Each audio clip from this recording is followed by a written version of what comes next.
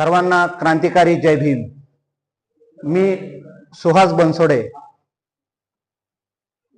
सोलापूर ही माझी जन्मभूमी आहे। व्हिडिओ काढण्याचं कारण म्हणजे आज सोलापूरमध्ये जो जयंती संदर्भामध्ये जी गडबड चालू आहे, 2 मिरवणुका संदर्भात आणि 2 मध्यवर्तीमध्ये वाद होऊन 19 तारखेला आणि 21 तारखेला बंधूंनो, हे 2 मिरवणुका काढणे म्हणजे अख्ख्या महाराष्ट्राला समाजामध्ये फूट पडण्याचं हे कारण आहे।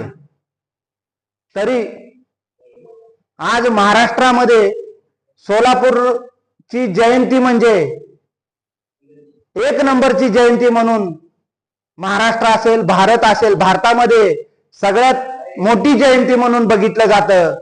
आणि त्या जयंतीची आज अवस्था पाहून वाईट वाटतं।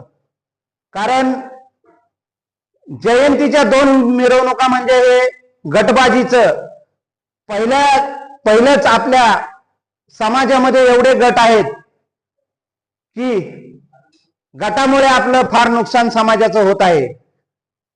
एक काळ असा होता सोलापूरमध्ये, मी लहान असताना सोलापूरमध्ये राहत असताना सोलापूरमध्ये भारतीय जनता पार्टीला एक कार्यकर्ता सुद्धा भेटत नव्हता। आज अशी परिस्थिती आहे की कमळ चिन्हावर आणि भाजपमध्ये जाण्यासाठी लोक धडपड करत आहेत। आणि या भाजपच्या कारणामुळे आज सोलापूरमध्ये फूट पडून 2 जयंत्या निघत आहे। तरी तेथील नेत्यांना असेल, मंडळाला असेल, तेथील जनतेला असेल सांगणं आहे की सोलापूरची इज्जत मातीमध्ये मिळवू देऊ नका आणि 2 गटामध्ये वाद घालू नका। तर याबद्दल तुम्हाला सांगणं आहे की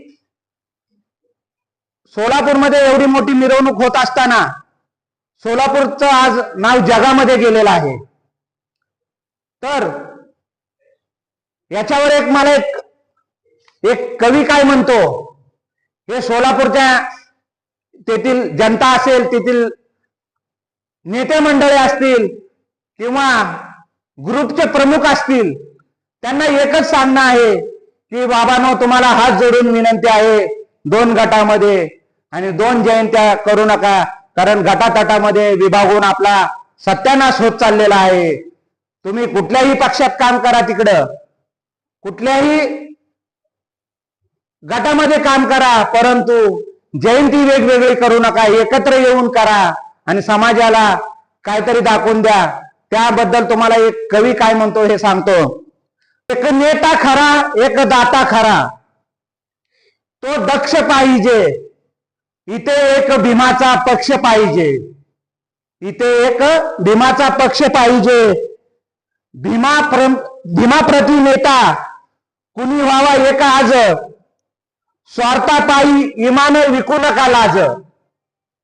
तिथल्या मंडळाच्या नेत्यांना माझं सांगणं आहे की स्वार्थापायी इमान विकू नका लाज, निळ्या झेंड्याखाली द्या बुलंद आवाज, निळ्या झेंड्याखाली द्या बुलंद आवाज। जय भीम।